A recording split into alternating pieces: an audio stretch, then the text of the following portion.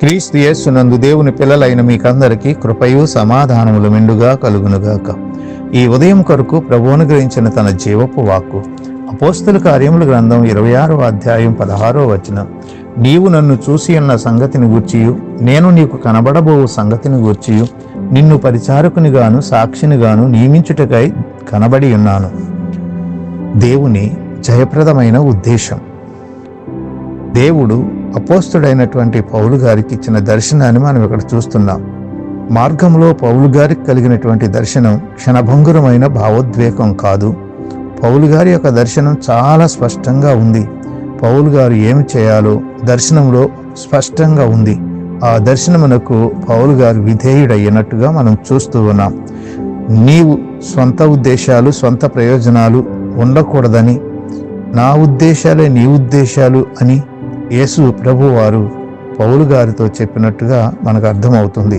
ప్రభు అన్నారు, మీరు నన్ను ఏర్పరచుకొనలేదు, నేను మిమ్మల్ని ఏర్పరచుకొని నియమించి తిని అని ప్రభు చెప్పిన మాట మనం జ్ఞాపకం చేసుకుంటున్నాం.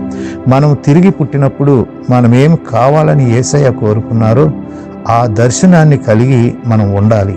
ఆ దర్శనమునకు మనం విధేయులం కావాలి అని పౌలు గారు తన అనుభవాన్ని తెలియజేస్తూ ఉన్నాడు. దేవుడు లోకాన్ని విమోచించాడని మన మనస్సులో అంగీకరిస్తే సరిపోదు. నా జీవితంలో యేసు కార్యాన్ని పరిశుద్ధాత్మ వాస్తవం చేస్తాడని నాకు తెలిస్తే సరిపోదు. నాకు యేసయ్యతో, నీకు యేసయ్యతో వ్యక్తిగత అన్యోన్యత సంబంధం ఉండాలి. పౌలు గారి సందేశం కేవలం ఇతరులకు ప్రకటించడానికి మాత్రమే కాదు, కానీ పౌలు గారు యేసుతో సుస్పష్టమైన వ్యక్తిగత అన్యోన్యత ఉన్నది అన్న విషయాన్ని మనం జ్ఞాపకం చేసుకుంటున్నాం. ఒక్క మాటలో చెప్పాలంటే పౌలు గారు యేసయ్య స్వాధీనంలో ఉన్నాడు. నిన్ను పరిచారకునిగాను సాక్షిగాను నియమించుటకై దిగివచ్చాను, కనబడ్డాను అని పౌలు గారితో చెప్పినటువంటి ప్రభు అయినటువంటి యేసయ్య మాట వ్యక్తిగతమైన అన్యోన్యత లేకుండా ఏదీ సాధ్యము కాదు.